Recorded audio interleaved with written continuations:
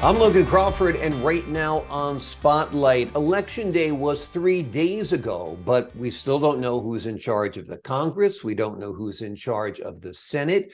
Key gubernatorial races hasn't been decided yet. What is going on? To make sense of it all, we are joined by 2024 presidential candidate Daryl Constantine, who joins us live on the phone while he was out busy campaigning today. Daryl, thank you so much for giving us a little bit of your time. Logan, thank you very much for having me. It's always a pleasure to be on here with you, and really excited to talk about everything going on post-election. And we'll do our best to make sense of it, as you said. I think that we had an interesting election. I think, remember the last time we were on here, I talked about sort of the friendly wager about the election being stolen. We do have a few things that we don't know, and we'll wait and see, and we'll allow the process to play itself out. We did see some things. One thing, as you alluded to, we saw that DeSantis was able to secure re-election here in Florida. And, for me, in that perspective, in terms of my campaign, that now puts him ahead of Donald Trump for me in terms of who I'm orienting myself towards as being potentially the strongest opponent that I might face in the primary process. Because he has demonstrated what Trump failed to demonstrate, which is that he can actually secure an election under his jurisdiction. So that fundamental question to me was very critical, because if the election was stolen from Donald Trump, the question would be, why wouldn't they steal it from Ron DeSantis? Because I think policy-wise, they're very similar. They're very much on the same page. And I think many people would look and say there's a lot of baggage with Trump, and many are actually projecting DeSantis as the stronger candidate of the two moving forward. And I'm now inclined to agree with that, based on, again, that fact that for me now, I'm sort of done arguing with people about whether or not the election results were quote unquote real or legitimate. Now I'm just going to take them at face value. And for me now, it becomes a competency issue for Mr. Trump. And he's essentially disqualified himself in my eyes, because he's demonstrated that he can't secure an election. It The New York reminds me a little bit Times, of. I'm Mhm. sorry, the New York Post has declared that Donald Trump is toxic Trump. They feel he's really quashed a lot of elections, that the campaigns he supported, the candidates he supported didn't do very well. Well, and I agree with that assessment. I think that there's a lot of immaturity and a lot of personal baggage that comes along with someone like Donald Trump. And, on that point, it sort of reminds me of when they would ask George W. Bush what he was most proud of as president. And he would tell us that he was most proud of keeping the nation safe after 9/11. And something that Trump pointed out, which many of us have pointed out before. Well, 9/11 occurred on your watch. So now, if this Trump now has to eat that, Trump is going to live in a reality, and his supporters are going to live in a reality that the election was stolen from him. That essentially means that a massive terrorist attack occurred under his watch. So to me now, that puts DeSantis ahead of him. And I look forward to, and I'm very much prepared to draw a contrast. I think Ron DeSantis' slogan that they're floating around unofficially is "Make America Florida." And while he has not entered the race yet, and I'm pleased that he won here in Florida, I welcome that discussion. I welcome a debate between "Make America Florida" and "Make America Christian" again. In terms of the Trump side of things, and you talk about some of the toxic aspects of him, I don't know if you saw this the other day, but he's actually already started with the personal stuff with Ron DeSantis over something very petty and small. And this speaks to the sort of deficiency with him. And in the past, I know I talked to you about wanting to do more independent media, and that is my approach. But part of that, too, is that conservative media right now is being held hostage by Donald Trump. And there's this fear of what sort of backlash they might get from him. He's a bit of a bully. And there is something to be said about leading your party and drawing important ideological lines. And, as the candidate, that's certainly something that I'll be looking to do. But what we find with Trump is that a lot of these people that he isolates, it has much less to do with ideology and much more to do with some petty personal stuff. And that's very toxic. It's very toxic. As president and as campaign, as the leader of the Republican Party, I will be drawing a very clear line in the sand. And I will be saying, as an example, that the issue of defending the innocence of children is a clear line in the sand. And nobody is welcome in my Republican Party that doesn't agree with me on that. Some of the other stuff we talk about, healthcare, minimum wages, some of this other stuff, this stuff is open to discussion, but some things are not. So drawing that line in the sand is not a bad thing. But with Trump, it's very much so, more so about Trump and his ego and his feelings. And I think for this reason, I think that this is an important thing to demonstrate. And I also think, regardless of what happens, there is something to be said for owning results and accountability. And I think psychologically, and I've talked about this before, I know I'm maybe going off on a bit of a tangent here, but psychologically, it's not good for the Republican Party. It's a defense mechanism to avoid the reality, which is that we've won one popular vote as a party since 1988. Okay. And that was in 2004. And that was when George W. Bush won narrowly re-election against John Kerry in the middle of the Iraq War as it was collapsing. And the reason why they won that election was because we made it a referendum on marriage. Remember the Defense of Marriage Act. So this is reorienting the party in the right direction. This is actually when we win. It's one of the few times, but this is an important thing to look at. Since 1988, we've won one popular vote as a party. And there's a little bit of this of, I think we were talking about a red wave, and the unofficial wager that I had was, if everything goes blue, maybe I'll look more into election fraud. If it goes normal, maybe start thinking that it's kind of in the middle. So some people can say, oh, look what they did. They handpicked, they cherry picked a couple outcomes. I don't want to get focused on that. I want to focus on the reality. And the reality is that the country has been moving away from the Republican Party for decades.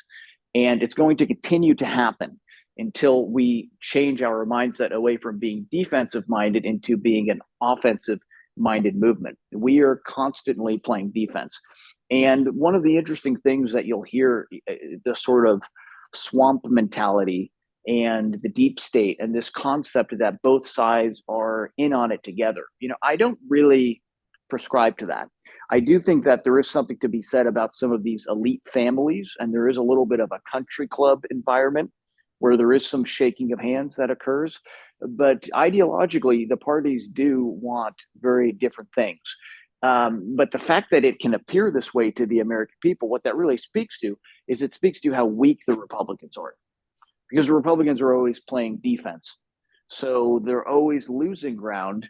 And that's what it's like. And I think about things, I'm sort of an athlete. I always think in terms of sports. And I see the Republican Party, we're bottled up in our own zone. And what we need is like a very swift and decisive counterattack that catches the opponents off guard.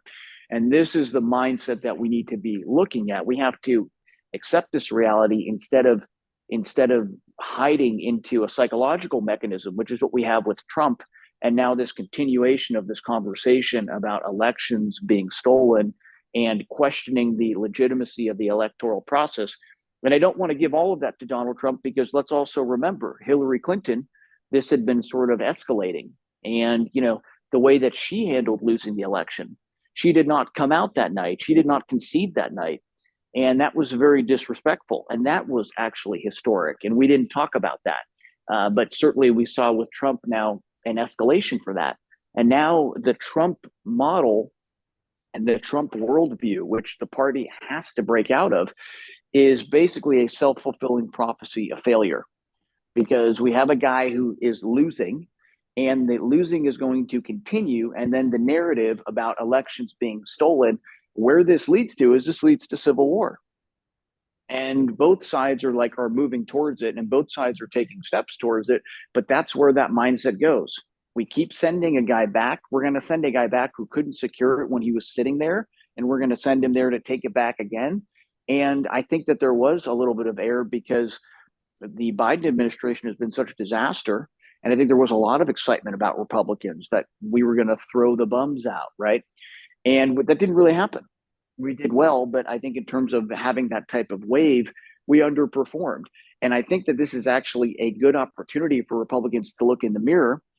And, maybe this sort of this notion that 2024 is just going to fall to whoever we put up there, maybe that's not the case. Maybe we have to look and say, actually, we were very fortunate to win in 2016. We won by a lucky mechanism, by the Electoral College and a few states that Hillary Clinton did not campaign in those last 30 days. So now this is, hey, you know what? This isn't going to be a guaranteed cakewalk in 2024. Now this thing is continuing to trend in that direction. If we can't clobber them now, I think it's probably more likely than not that Joe Biden isn't the nominee. I really can't imagine the party putting him forward again. It could happen, but I think we'll probably have somebody different. But the issue is that instead of focusing on, I think where we're in agreement is that the system favors the Democrats, and the system, there's a very large apparatus that is in place that is designed to help secure elections for Democrats. My issue is I'm much more concerned about all of the things that happened prior to election day. And I think that if we're focusing on machines magically malfunctioning, we're missing the bigger picture. And the bigger picture is what happens on your Apple phones every day. What messages are you getting sent to you on TV, on corporate America, on the academic? So the whole thing we have to tackle. And we talk about sort of victimhood. We talk about the Democrat pimping of racial victimhood, but there's a pimping of conservative victimhood that occurs on Fox News, because they're saying the same stories. It's the same stories that we've been seeing since I've been watching for the past 25 years. It's turn it on and find out about how unfair the media is to conservative candidates. And I guess my question to Republicans is, well, what's your answer to that? What are you willing to actually do about that? And what it really comes down to is that they're not willing to do anything about it, because this for them falls under the tent of capitalism. And you got to pick one of the two, because if you're not willing to actually do something, then suck it up and take it. Right. Yeah, absolutely. And I look, where do you find the middle ground? It says that these elections, or it is said that these elections are decided by independent voters, and moderates on both sides of the line. How do you appeal to those people in the middle? Well, I think that a great way to do that is actually to kind of burn both playbooks, and by both playbooks, both party platforms. And the way that you do that is by introducing new ideas. And I think that my equation, what I'm offering the American people, is a totally new platform. And it sort of blows up both platforms, because in many ways, I'm actually taking more things from the left. I think I'm giving the left more really than I'm taking from the right. All that I'm really right now asking the Democrats to do is to step away from the children, and all of the other things like healthcare and minimum wage and gun control. These things are all on the table with me.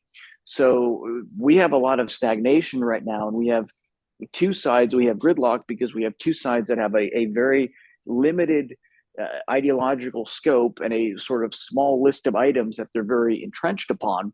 And we don't have anything occurring because the country has fragmented. Remember back in the day, and in a normal country, what happens when there's an election is people go out and vote, and then the next day they hang out at the water cooler. They say, hey, I voted for the other guy. Who'd you vote for? And then they move on with their day. But now it almost feels like we, have won or lost a civil war. It has this very existential sense to it. And that's a very bad thing, right? And you have both sides for different reasons are talking about this is the end of democracy. So we have a real problem. And the way that you get there is you have to actually just look at it and say, this current dynamic that we have it's not working. It's frozen in place, and it's going in a bad direction. And I want to actually sort of de-escalate things from the conservative side, because I'm very concerned about going into this counter-revolutionary mode and thinking about obsessing about gun control and stuff like that. Where are we going with assault rifles? Really, I mean, where are we really going with things like assault rifles? Let's step back. Let's throw something new in and actually create a new American center. And that's how you change things. You build a new majority coalition, and you sort of forcibly pry both parties away from some of their sacred cows that right now are destructive. And my message to Democrats is, there's a lot of good stuff on your party. Your party has a history historically of representing blue collar working class people. And right now, a lot of these good elements are being held hostage by a handful of elites that have some very sick ideas, particularly relating to what is acceptable around children. And my message is let's not lose all of this other stuff. Let's throw this out, and then let's come together with the Republicans and make something new together. Wonderful, Daryl. You have hit upon a bunch of key points that I think really ring true with the electorate. I think people do want a voice of reason on the left, on the right. I think there is common ground to be found on gun control. There is common ground to be found on national health insurance. There's a lot of common ground to be found. And I think if you can actually bridge that gap, you have found your path to the White House in 2024. Daryl Constantine, 2024 GOP presidential candidate for the presidency of the United States. Thank you so much for joining us here today on Spotlight. Logan, thanks a lot for squeezing me in. It's a real pleasure. And God bless you and your audience. Look forward to seeing you next time. God bless you, sir. Thank you for your time. And to the folks at home, I'm Logan Crawford, thanking you for your time this time. Until next time on Spotlight.